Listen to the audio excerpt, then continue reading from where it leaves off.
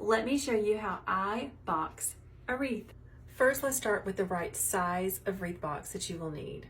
Most of my wreaths either fit in a 22 by 22 by 6 box or a 20 by 20 by 6 box.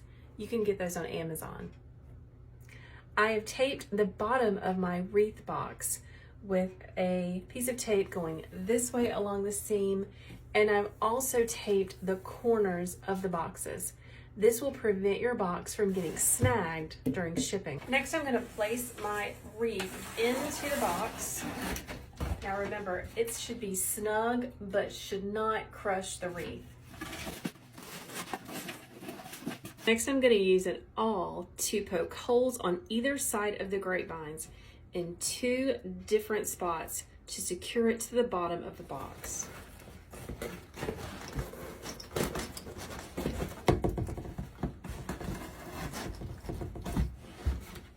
Let's put one on the other side.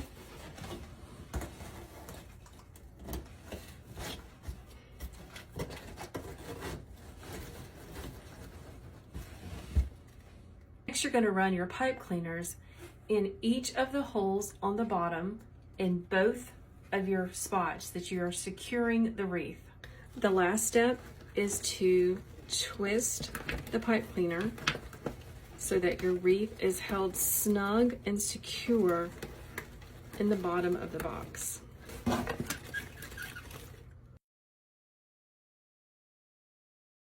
Your last step is to apply tape over the pipe cleaners on the bottom of the box.